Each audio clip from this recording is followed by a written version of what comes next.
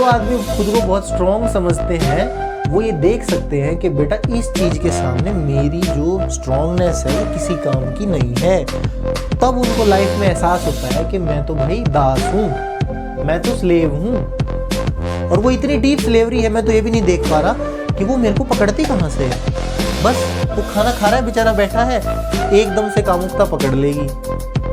Strong से strong आदमी उससे प्रभावित होकर कार्य कर रहा है। अच्छा, आप देख सकते हैं कि जो प्रेमी लोग होते हैं वो बड़े बुद्धिमान होते हैं। जैसे मीरा को प्रेम हुआ, राधा को प्रेम हुआ, कृष्ण को प्रेम हुआ, रामकृष्ण परमहंस को प्रेम हुआ।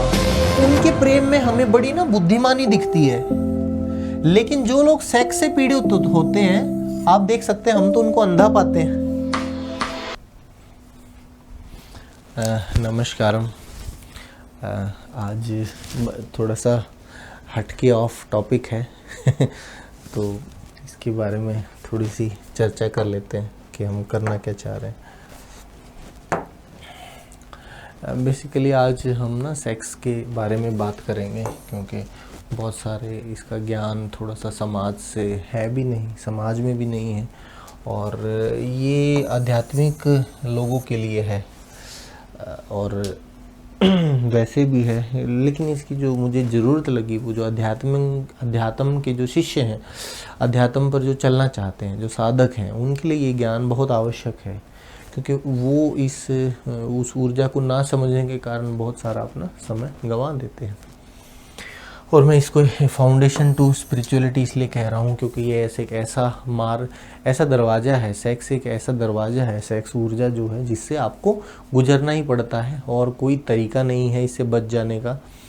तो कोई ईश्वर के संबंध में, परमात्मा के संबंध में, आत्मन के संबंध में खोज कर रहा है तो उसको इससे गुजरना ही पड़ेगा। कोई उपाय नहीं है, इसको समझे बगैर आप चले जाएं। बाईपास कर सकते हैं पर जीवन में इसकी समझ फिर भी पैदा होगी। तो सेक्स एक ऐसी चीज़ है जिसको आप समझ लें तो रास्ता बहुत आसान हो जाता है, क्योंकि ये बहुत शक्तिशाली पोटेंट है। तो ये सारा का सारा इसमें बताया हुआ है। बहुत सारे टॉपिक्स हैं इसका, जैसे सेक्स और कामुकता का परिचय क्या है, उस पर साधारण लोग करते हैं तो क्या करते हैं, आप उस पर ध्यान करेंगे तो क्या है, उसमें प्रज्ञा क्या हो सकती है। इस जो विजडम की हम बात करते हैं कि भाई सेक्स के संबंध में विजडम क्या हो सकती है। और उसके अलावा जो ड्रग्स वगैरह लोग लेते हैं उसका संबंध क्या है उससे, और जो मेरा योग मार्ग है वो सेक्स के संबंध में क्या सोचता है, तंत्रा का जो मार्ग है वो सेक्स के संबंध में क्या सोचता है। और बहुत सारे एक्सपेरिमेंट्स दिए हुए हैं। अगर आपको सेक्स से अगर पार जाना है तो उसके जाने के तरीके क्या हैं, सही उत्तर क्या है, होना क्या चाहिए। और बच्चों के लिए भी एक बहुत इसमें इस सीरीज़ में बहुत एक अच्छी चीज़ मिलेगी कि जो सेक्स है उसकी डेवलपमेंट की स्टेजेस क्या हैं, जीवन में जो यौन है वो कैसे बढ़ता और फिर विकसित होता है, ताकि आप उसकी सारी प्रक्रिया को समझ पाएँ। उसके अलावा इसमें जो ज्ञान प्रेमी हैं उनके लिए बहुत सारा आपको कंटेंट मिलेगा, प्रयोग करने के लिए कंटेंट मिलेगा। कारण शरीर तक की इसमें बात करी गई है, जहाँ विकृतियाँ हैं। तो मुझे ऐसा लगता है जो अध्यात्म के साधकों के लिए जितना ज़रूरी है वो सब इस सीरीज़ में कवर हो पाएगा। और इसके अलावा किसी का कोई प्रश्न है तो वो मुझे ज़रूर भेज सकता है। मैं अपना देखता हूँ, कुछ मेल वगैरह इस वीडियो में डाल देते हैं ताकि किसी का प्रश्न हो तो फिर वहाँ से उन पे या तो बात की जा सकती है, उनको उत्तर दिया जा सकता है ना। आजकल बहुत लोग थोड़ा बात करने लगे तो इतना समय होता नहीं लेकिन ये जो विषय है इसका ज्ञान लेना बहुत ज़रूरी है, ना सिर्फ आपके लिए, आने वाली जो आपकी पीढ़ियां हैं उसके लिए भी ये ज्ञान देना बहुत आवश्यक है। तो चलिए इसको शुरू करते हैं, ठीक है। फिर स्टार्ट करते हैं। बड़ा बोल्ड टॉपिक है सेक्स, है ना। तो इसमें दो चार बातें बहुत ज़रूरी हैं कि एक तो इस वर्ड को लेके ना कोई बायसनेस रखनी नहीं है, ये बहुत कॉमन सा वर्ड है सेक्स। ये सिर्फ नॉलेज लवर्स के लिए सेशन है जो रियली में जानना चाहते हैं कि ये है क्या, ठीक है। और इसको मैं सीधा बोल ही रहा हूँ, ये अध्यात्म की नींव है पूरी, फाउंडेशन टू स्पिरिचुअलिटी है। बिकॉज कोई भी जो स्पिरिचुअल सीकर है वो जब भी अपनी प्रोग्रेस में डीप जाएगा विद इन, उसको इस चीज़ को एनकाउंटर करना ही पड़ता है या इस चीज़ को ट्रांसेंड करना ही पड़ता है, क्योंकि सेक्स जैसे बॉडी या माइंड का पार्ट है और आप हुए बियॉन्ड बॉडी बियॉन्ड माइंड, तो ऑब्वियसली एक दिन इसको ट्रांसेंड करना ही पड़ेगा, है ना। और इसी से हमारा बर्थ भी हुआ है, तो सारी चीज़ें इसी से रिलेटेड है। तो इसीलिए इसको नींव मैं कह रहा हूँ कि sex is the foundation of spirituality. और इसको नींव कहने का मतलब it's a door towards spirituality, क्योंकि यही फोर्स है जो एज ए ह्यूमन हमारे पास अवेलेबल है, ठीक है। लेकिन इसके सेक्स नाम से लोग थोड़े बायस हो जाते हैं कि सेक्स है, सेक्स सेक्स, उनकी इमेजिनेशन फ्लोट करने लग जाते हैं सीधा सीधा। तो ऐसा कुछ नहीं है, it's a very neutral session, ठीक है। बिना किसी एक्साइटमेंट के इसको आराम से इस टॉपिक को डिस्कस कर सकते हैं। और ये टॉपिक भी बहुत सारे पार्ट्स में रहेगा, ठीक है। तो इसको प्रोसीड करते हैं।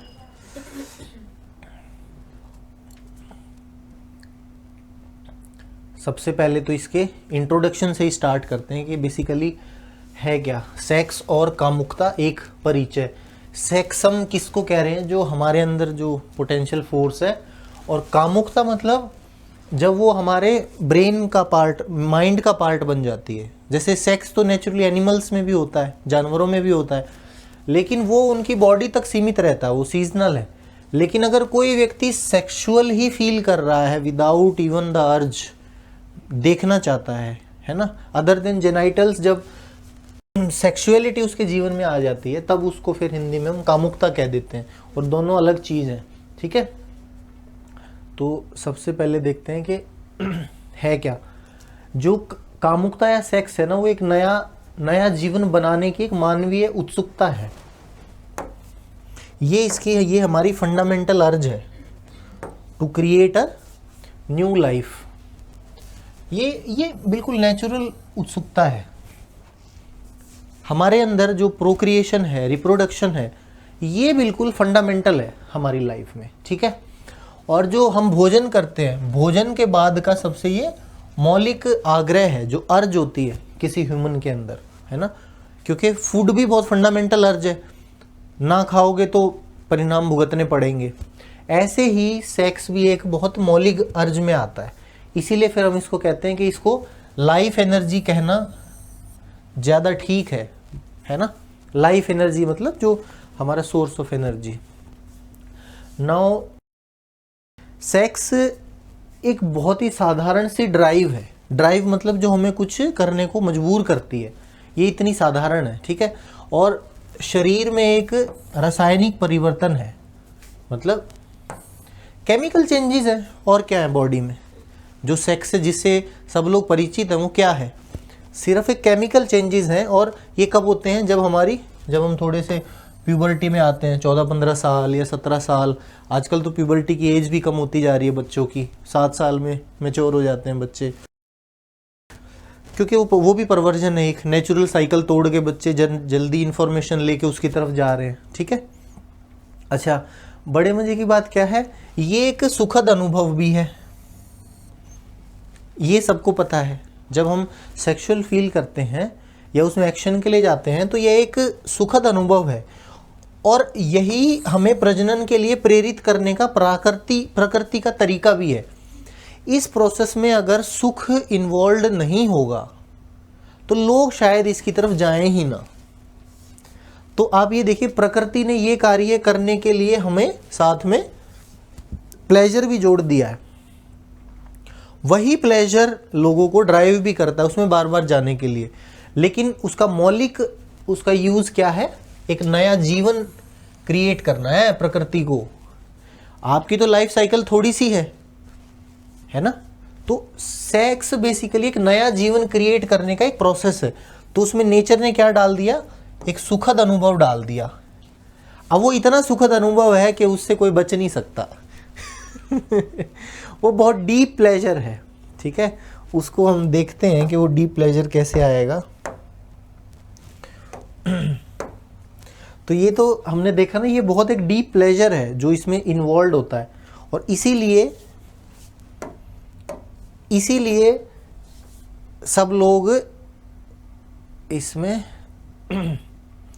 इसमें ऐसे घुसते चले जाते हैं, क्योंकि एक चीज़ तो कौन डिनाई करेगा, ह्यूमन लाइफ को प्लेजर तो चाहिए ही चाहिए, चाहे वो एंटरटेनमेंट के थ्रू, किसी चीज़ के थ्रू। और वो ऐसा नहीं है, कुछ करना नहीं पड़ता, वो प्लेजर की उसकी लाइकिंग इनबिल्ट है, सिस्टम के अंदर इनबिल्ट है। जहाँ पेन होगा वहाँ से भागेगा, जहाँ प्लेजर होगा वहाँ अट्रैक्ट होगा, है ना। तो अच्छा, मज़े की बात क्या है, जैसे विज्ञान ने थोड़ी प्रगति कर ली, तो उन लोगों ने क्या किया, जो इसका प्रजनन का जो पहलू है ना, उसको तो वैकल्पिक बना दिया। मतलब आदमी की मर्जी है, अब वो उस प्रोसेस को नया जीवन देने के लिए उपयोग करे या ना करे। कॉन्डोम्स दे दिए, आई पिल्स दे दी, ऐसी चीज़ें डेवलप कर दी कि अब आप उसका सिर्फ प्लेजर भी ले सकते हो बगैर रिप्रोडक्शन के, ऐसी सुविधा दे दी। और अब लोग फिर क्या करने लगते हैं, वो क्यों दिया, क्योंकि इसका उपयोग फिर वो आनंद पाने के लिए करने लगते हैं। जो साइंस ने एडवांसमेंट की, क्या कहा, आनंद ले लो और उसकी जो कंसिक्वेंसेज है उनसे बच जाओ। तो विज्ञान ने हमको ये एक पावर दी है ना, लोग इसका उपयोग करते ही हैं, ठीक है। तो नेक्स्ट इसका एक और एस्पेक्ट क्या है कि हम भी तो अपने माता पिता की कामुकता से ही पैदा हुए हैं, तो इस सब्जेक्ट के प्रति इतनी घृणा या बायसनेस तो होनी ही चाहिए। भैया पैदा ही इसी से हुए हैं, आपके माता पिता सेक्सुअल ना होते तो हम होते ही ना। तो जो हमारा जीवन के स्टार्टिंग प्रोसेस से जो चीज़ रिलेटेड है शरीर के, इससे तो हम उसके प्रति ऐसा भाव ही नहीं रखना चाहिए हमें। तो ये तो न्यूट्रल टॉपिक है, बहुत न्यूट्रल, ठीक है। अच्छा, अब धीरे धीरे इसमें गहरे उतर जाते हैं।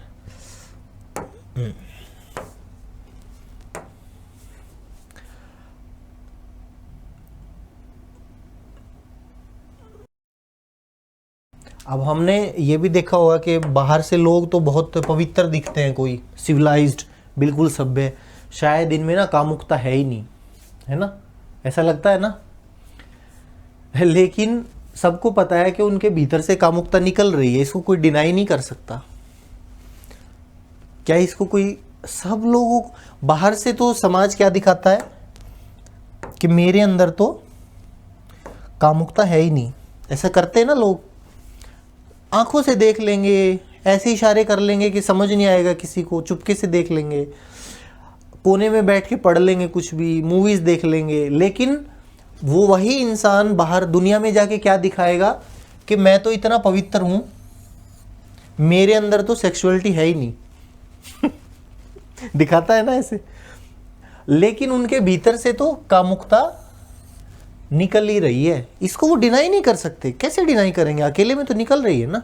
आप उसको फुलफिल करने के लिए कुछ कार्य भी कर रहे हैं उसी कामुकता को, तो हम कैसे माने कि आप उससे, चाहे बड़ी उम्र का आदमी हो, वो भी लड़कियों को देख के नज़र बचाता है।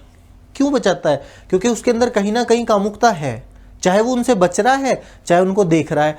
दोनों केस में विपरीत सेक्स का आदमी जब उनके सामने से गुजरता है तो वो उनको प्रभावित करके निकलता है।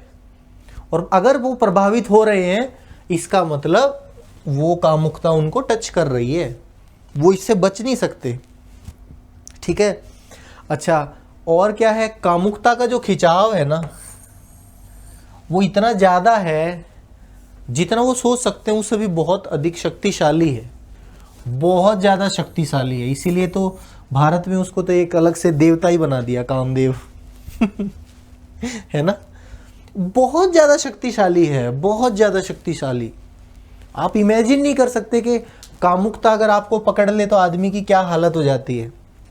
ये तो जिनको अनुभव है, जो 14-15 साल से ऊपर के, सबको पता है ये कितनी शक्तिशाली फोर्स है, ठीक है। अच्छा, फिर बहुत से लोग ना इससे मुक्त होने की भी सोचते हैं, इससे मुक्त होने की सोचते हैं कि हम इससे मुक्त हो जाते हैं। क्योंकि जब भी वो सेक्स क्रिया के बाद ना इसमें उनको कुछ खास मिलता नहीं है। ये बहुत लोगों का अनुभव है। आप जब आप किसी से भी डीपली बैठ के बात करेंगे ना, कि हम उतर तो जाते हैं सेक्स क्रिया में, लेकिन इसके बाद कुछ मिलता नहीं है। और एक हल्का सा एक पछतावा जरूर होता है। उनको पता नहीं है, वो बयान नहीं कर पाते हो क्या रहा है, लेकिन हल्की सी ग्लानि या पछतावा जरूर होता है। प्लेजर के बाद थोड़ी देर बाद आदमी को जरूर लगता है, अगर वो थोड़ा सा भी कॉन्शियस है, कि ये मैंने कुछ ऐसा काम किया जिसमें मुझे कुछ मिला तो है नहीं। जरूर एक पछतावा सा होता है। और वो क्यों होता है? अगर किसी को बहुत कारण है पछतावे के, लेकिन जो एक फंडामेंटल कारण है, क्योंकि वो इसकी गहरी दास्ता को देख सकते हैं। क्योंकि जब कामुकता आदमी को पकड़ती है ना, तो उसको ऐसा लगता है मैं तो इसमें फंस गया, अब मेरी चल नहीं रही कामुकता के सामने, मैं तो इसी में घिरा जा रहा हूँ, मेरा कंट्रोल ही नहीं है। आप ऐसी बस में बैठे हैं जिसका ड्राइवर आपकी बात ही नहीं मान रहा है, जहां वो लेके जा रहा है आप जाए जा रहे हैं। तो उससे क्या होता है, एक दास्ता, आप एक स्लेवरी है जो हम लोग महसूस कर सकते हैं। कोई भी आदमी, खासकर जो अपने आप को बहुत ताकतवर फील करता है दिन में, कि मेरे अंदर तो बहुत ज़्यादा ताकत है, ठीक है, और कामुकता उसे अंदर से पकड़ के उसकी ताकत का एहसास करा देती है कि बेटा तू तो कुछ नहीं है, देख मैं बताती हूँ तुझे कहाँ जाना है, क्या देखना है। चंद्रशेखर आज़ाद की मैं आपको स्टोरी बताता हूँ। वो एक बार भागते कहीं वो एक घर में बंद थे, तो वहाँ पे कोई लेडीज़ भी आ गई थी। तो उस लेडीज़ से बचने के लिए वो छत से कूद के निकल गई, क्योंकि उनको पता था ये लेडीज़ पास आई तो मैं बह जाऊँगा। मतलब वो क्रांतिकारी थे ना, उनका पर्पस कुछ और था, लेकिन उनको पता था कि क्योंकि पहले टाइम में ब्रह्मचर्य के व्रत वगैरह दे देते थे कि लड़की के पास नहीं जाना है, क्योंकि अगर वो पास आई तो उनका जो सारा जो संकल्प है वो डह जाएगा। आप कितनी जनेऊ बांध लो, कुछ बांध लो, एक स्त्री आके बढ़िया से बढ़िया ब्रह्मचारी की ऐसी तैसी कर सकती है।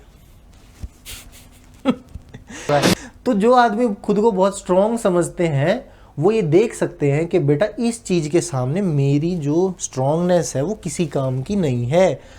तब उनको लाइफ में एहसास होता है कि मैं तो भाई दास हूँ, मैं तो स्लेव हूँ।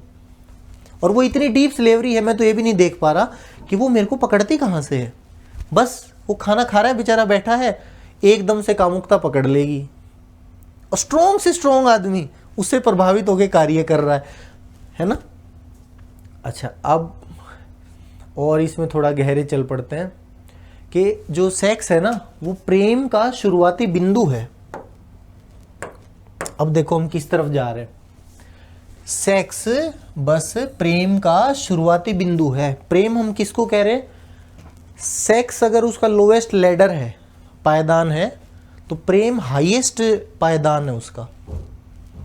इसीलिए हम कह रहे हैं सेक्स बस प्रेम का शुरुआती बिंदु है, ये प्रेम की यात्रा की शुरुआत है।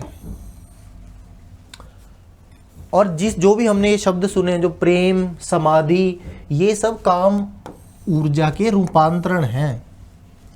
आप समझो ये, अब हम डीपली जा रहे हैं इस टॉपिक में कि जीवन में जो अनकंडीशनल लव है, जो समाधि है, जो जगत के साथ एक होने का भाव है, वो काम ऊर्जाई का रूपांतरण है और कुछ नहीं है। लेकिन सेक्स क्या है? सेक्स उसकी शुरुआत है, उसका स्टार्टिंग है सेक्स उसका। तो इस ट्रांसफॉर्मेशन की तो कोई बात करता ही नहीं है ना। अच्छा, आप देख सकते हैं कि जो प्रेमी लोग होते हैं वो बड़े बुद्धिमान होते हैं। जैसे मीरा को प्रेम हुआ, राधा को प्रेम हुआ, कृष्ण को प्रेम हुआ, रामकृष्ण परमहंस को प्रेम हुआ, उनके प्रेम में हमें बड़ी ना बुद्धिमानी दिखती है। लेकिन जो लोग सेक्स से पीड़ित होते हैं, आप देख सकते हैं, हम तो उनको अंधा पाते हैं वो बिल्कुल अंधे हैं। हम अंधा क्यों कह रहे हैं? क्योंकि अपनी मर्जी से जब उनको सेक्स पकड़ता है, वहां पर अपनी मर्जी से वो कार्य नहीं कर सकते। लेकिन जो बड़े बड़े लोग हैं जिनके जीवन में प्रेम घटता है, वहां हम देखेंगे विजडम और बुद्धि साथ में कार्य करती है। बुद्धि, जो हार्मोन्स हैं, उनकी दास नहीं बनती है। बुद्धि को हार्मोन्स इफेक्ट नहीं कर पाते जिस व्यक्ति के जीवन में प्रेम होता है। ठीक है, तो होता क्या है, एक बार प्रेम और सेक्स के वास्तविक स्वरूप को समझ लेने के बाद किसी के जीवन में कोई संघर्ष या भ्रम नहीं होगा। हमारी सोसाइटी जो है वो क्या करती है, प्रेम और सेक्स के बारे में हमें टीचिंग देती ही नहीं है। लाइफ का इतना इंपॉर्टेंट एस्पेक्ट है, सबको प्रेम चाहिए, सेक्स छोड़ दो, सबको नहीं चाहिए, प्रेम तो सबको चाहिए दूसरे से। प्रेम छोड़ो, पैम्परिंग भी अच्छी लगती है थोड़ी देर के लिए, तो प्रेम तो सबको चाहिए, ठीक है। उसके बारे में ना तो कोई समझ की बात करता है, तो होता क्या है, संघर्ष या कोई ना कोई भ्रम पाल लेते हैं। मतलब जिस बच्चे की जैसी अंडरस्टैंडिंग हुई वैसी अपनी समझ वो प्रेम और सेक्स के बारे में डेवलप करके ज़िंदगी जीना शुरू कर देता है। अब वो गलत भी हो सकती है, सही भी हो सकती है, उसको कोई बताता तो है ही नहीं। तो इसमें सबसे इंपॉर्टेंट क्या है, सेक्स बस एक शुरुआती बिंदु है प्रेम का, और प्रेम तक की यात्रा है वो तो हम देखेंगे कैसी है, ठीक है। इतना इम्पोर्टेंट टॉपिक और कोई डिस्कशन नहीं लोगों के द्वारा। और ये तो हम ये बात भी ध्यान रखना आप इम्पोर्टेंट कि प्रेम बुद्धिमान होता है, प्रेम अंधा नहीं होता कभी भी। जैसे बोलते हैं ना ब्लाइंड लव, ऐसी कोई चीज़ नहीं होती। प्रेम बुद्धिमान होता है और सेक्स अंधा होता है, ठीक है। तो हम देखो, तो इसीलिए अगर ऐसा बोला जा रहा है कि लव इज ब्लाइंड, अगर ऐसा बोला जा रहा है कि लव इज ब्लाइंड, तो that means there is no love actually, there is lust, there is sex. जिसको वो ब्लाइंड बोल रहे हैं वो एक्चुअली में लव नहीं है, जस्ट एक गलत शब्द यूज किया जा रहा है उसके लिए, बस और कुछ नहीं है। हाँ। अब इसीलिए वो ना सेक्स नहीं कहते सेक्स अंधा है, वो कहते प्रेम अंधा है। बड़े मजे की बात देखो, जबकि अंधा सेक्स है, अंधा सेक्स है, और अंधा किसको कहेंगे, प्रेम को अंधा कहेंगे। तो क्योंकि प्रेम जो है सेक्स की हाईएस्ट अभिव्यक्ति है, सबसे ऊंची अभिव्यक्ति है, तो नीचे वाली को कंडेम कर दिया तो ऊपर वाली को एक झटके में कंडेम कर दिया कि ये भी गलत है और वो भी गलत है। अभिव्यक्ति इज एक्सप्रेशन। हाँ, अभिव्यक्ति इज एक्सप्रेशन, ठीक है। अच्छा, अब देखो, एक जो साधक है साधक जो इस यौन शक्ति से डरता है। अब हम स्पिरिचुअल सीकर की बात कर रहे हैं, जो स्पिरिचुअलिटी में जो सीकर्स हैं, अगर कोई इससे डर रहा है, सेक्स या सेक्सुअलिटी से कोई अगर सीकर डर रहा है, तो सीधा समझना वह अभी एक बुनियादी साधक है, वो बिल्कुल इमेच्योर साधक है, स्टार्टिंग है उसकी, अभी तो वो स्पिरिचुअल हुआ भी नहीं है। और जो आदमी अपनी काम वासना के खिलाफ है, वह अपनी चेतना में किसी भी क्षण कामुकता के फूटने से भी डरेगा। जैसे कोई आदमी काम वासना के खिलाफ है, उसको अपनी ये स्लेवरी अच्छी नहीं लगती, दास्ता, अब वो एकांत में किसी लड़की के साथ है अपनी उम्र की, उसके अंदर से कामुकता तो फूटेगी, उसको रोक कौन सकता है, वो तो प्रकृति का नियम है ना। तो साधक, इसलिए साधक आप देखेंगे लड़कियों से बचे बचे घूमते रहते हैं। उनके पास भी नहीं जाएंगे, उनको पता है अगर विपरीत लिंग का कोई व्यक्ति उनके पास आया तो अंदर से कामुकता निकलने से कोई रोक नहीं सकता। लेकिन मैं क्या कह रहा हूं, जो साधक इस शक्ति, अपनी शक्ति से ही डर रहा है, वो भी बहुत बुनियादी है, बहुत बेसिक सीकर है, उसने अभी जीवन को ही नहीं समझा। मतलब आप देखिए, स्पिरिचुअल आदमी बोलता है मैंने जीवन को समझ लिया, ठीक है, सेक्स की समझ उनके पास मिलती नहीं, तो उसने जीवन को कहां से समझ लिया। सेक्स तो इतनी बड़ी ताकत है, कहां से उसने जीवन को समझ लिया। अगर समझ होती तो वो जो समझ होगी जिसके अंदर, वो काम वासना के खिलाफ नहीं हो सकता कभी भी, ठीक है। क्योंकि एक तरह से ना सारा अस्तित्व ही काम वासना है, पूरा का पूरा अस्तित्व। हम तो रिप्रोडक्शन में भी देखते हैं सेक्सुअल, एसेक्सुअल, लेकिन है तो काम वासना ही, कुछ क्रिएट करने की वासना है ना। तो जिसको हम कई बार एग्जिस्टेंस बोलते हैं, वो अस्तित्व क्या है, क्रिएशन ही तो है। सारी चीज़ें क्रिएट हो रही हैं, पता नहीं क्या क्या क्रिएट हो रहा है, मर रहा है, क्रिएट हो रहा है। तो सारा अस्तित्व ना एक तरह से काम वासना ही है, वो सब कुछ क्रिएट कर रहे हैं, हर चीज़ है ना। अब देखते हैं और आगे। अच्छा, लोगों के जीवन में ये बेसिक्स ही चल रहा है ना, सेक्स के बारे में इंट्रोडक्शन सा है। जीवन में यौन सुख की इतनी अधिक मांग है क्यों? ऐसा इसलिए है क्योंकि हमने अपने जीवन का एक छोटा सा मामला दबा लिया है, ठीक है, और जैसे कि कुछ भी दिलचस्प नहीं हो रहा है, मतलब अगर आदमी अपनी ज़िंदगी को देखे उसमें कोई मज़ा तो उनको दिखता नहीं है, ठीक है, कोई मज़ा। आप देखें लोगों की तरफ, चेहरे देखें मार्केट में चौक पे खड़े होके, कोई आपको बबलिंग एनर्जी या डिलाइट उनके जीवन में मिलेगा नहीं, आनंद का उनके चेहरे पे कुछ दिखता नहीं है, ठीक है। तो जब कुछ भी दिलचस्प नहीं हो रहा है तो सबसे आसान यौन सुखी तो है उनके पास, जिनकी जिंदगी इतनी खराब है कि आनंद और कहीं से आ नहीं रहा, अब यौन सुखी उनके जीवन में बचता है। इसीलिए इसकी इतनी अधिक मांग है, और इतनी ज़्यादा मांग है कि सोसाइटी को वेश्याएं भी क्रिएट करनी पड़ जाती हैं, इतनी अधिक डिमांड है। ये तो सरकार उसको वो लीगल वीगल लगा के कंट्रोल रखती है, नहीं तो ये तो ऐसा धंधा है तो सुबह से शाम बंद ही ना हो, है ना। लेकिन समाज इनको देखने से भी डरता है। अच्छा, और देखिए वेश्याओं की तो छोड़ दीजिए, लोगों का इतना उबाऊ जीवन है तो वो सेक्स को कभी टेलीविजन में, खेल में सेक्स का प्रयोग, मनोरंजन में और आनंद चाहता है ना। आपका जो मनोरंजन है उसमें भी सेक्स भर भर के ठोक दिया गया है। सेक्स नहीं तो सेक्स की स्टार्टिंग ठोक दी है, उसका इनिशिएशन ठोक दिया है, कैसे वो लव अफेयर्स में जाते हैं। हर जगह एक बिस्कुट का पैकेट भी बेचना है तो एक नग्न स्त्री बेचेगी। पिज्जा के भी उस पर एक नग्न स्त्री होगी। ये चल क्या रहा है ये हर जगह? वो क्योंकि लोगों का जो सेक्स है ना वो सबसे प्रमुख सुखों में से एक बन गया है, इसलिए सेक्स की जैसे ही कोई बात करेंगे, उस दिशा में जाएंगे, तो सबको पता है कि लोगों का ध्यान उस तरफ जाएगा। जैसे आदमी के बनियान और चड्डी बेचनी है, उसकी ऐड में भी वो आएगा, रूपा बनियान एक मॉडल बेच रही होगी, भाई वहाँ क्या जरूरत है, सामान तो आदमियों का है। क्योंकि उनको पता है अगर वहाँ स्त्री नहीं खड़ी होगी तो उनके चड्डी बनियान को कोई देखेगा। हाँ, यही बॉलीवुड मूवीज में हो रहा है कि उस चड्डी बनियान को लोग सीधे तो देखेंगे नहीं, क्यों, इंटरेस्ट ही नहीं है लोगों का, कौन देखता है चड्डी बनियान। लेकिन अगर वो स्त्री अपने हाथ में खड़ा होकर देखेगी तो चड्डी बनियान बिकेगी, और चड्डी बनियान जितनी बड़ी सुंदर मॉडल होगी उतनी बढ़िया चड्डी बनियान बिकेगी।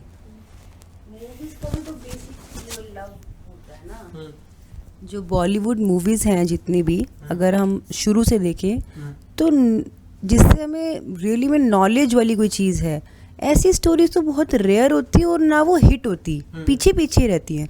और जो हिट होती हैं या बिल्कुल ऊपर चलती हैं, ये प्रेम प्यार, यही सब ड्रामा। अब इसमें बताओ, मैं तो स्त्रियों की बात कर रहा हूँ, क्या फीमेल्स की तरफ से आप लोगों को पुरुष के जो एडवर्टीजमेंट्स होती हैं उनकी बॉडी दिखाई देती है, क्या इंटरेस्टेड होती हैं फीमेल्स? बता।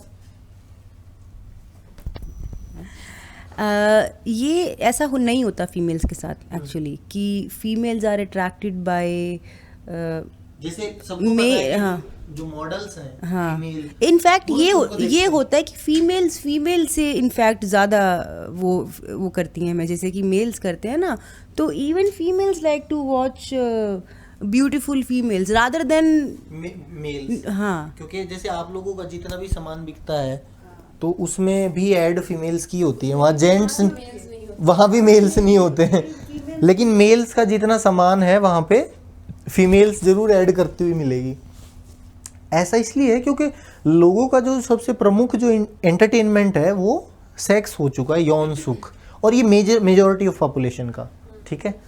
अच्छा, अब देखिए जन्म के साथ है ना बहुत जो फंडामेंटल जो इच्छाएं हैं वो आ ही जाती हैं अपने आप, ठीक है। वो जैसे भोजन, कामुकता और मृत्यु से संबंध, ठीक है।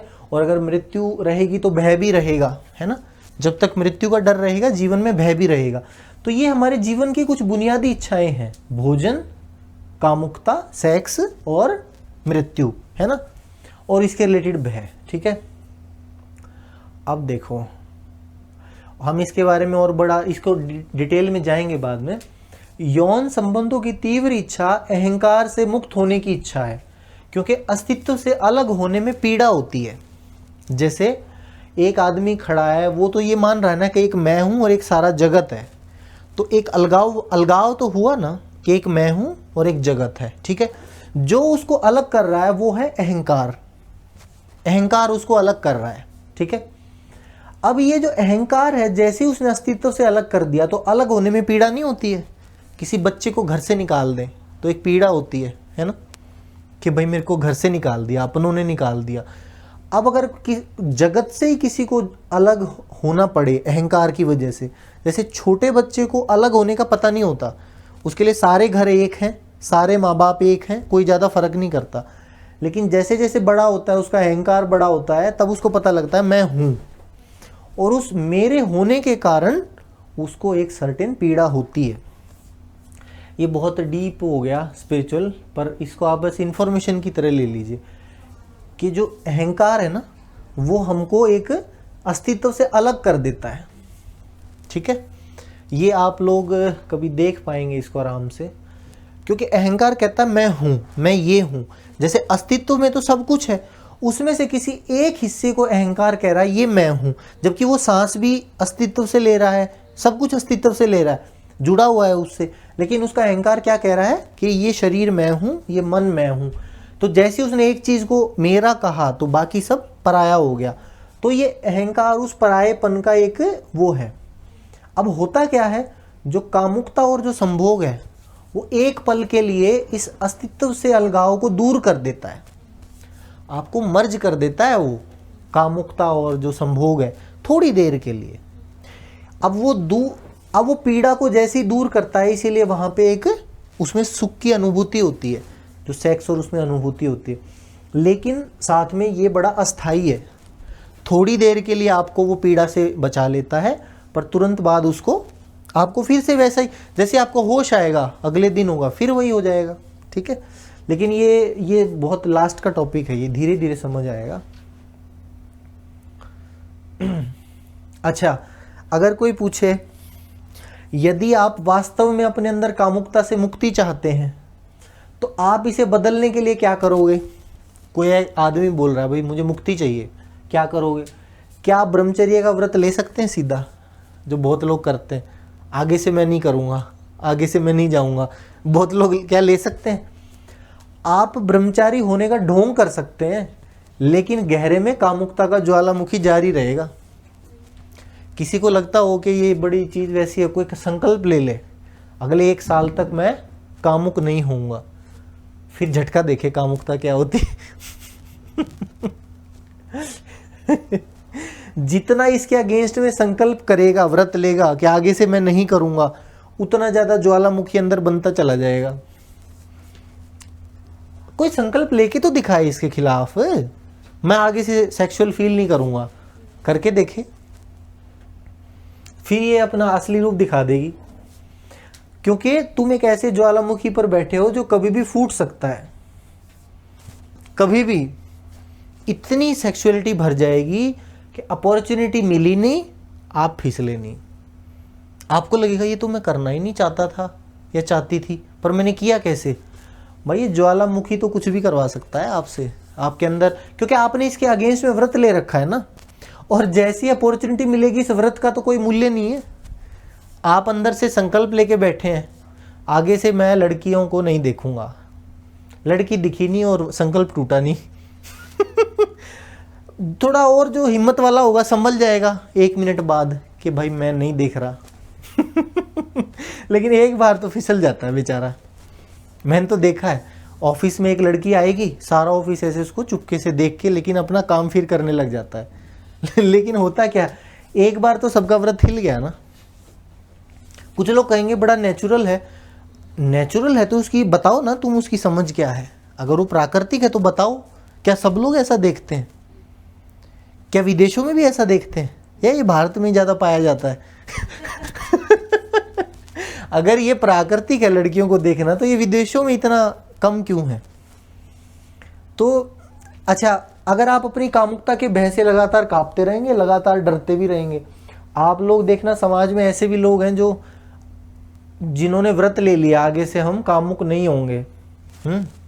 अब उनके अंदर एक ऐसा भय लगातार रहेगा अंदर, क्योंकि उनको पता है कुछ हुआ नहीं, कुछ परिस्थिति बनी नहीं, और अंदर से डर निकलेगा, तो वो आदमी उससे फिर बचता घूमता है। आपने देखा होगा स्त्री या पुरुष से वो आदमी बचता घूमेगा, वो उसके नजदीक भी नहीं जाएगा, उसको पता है गया और मरा।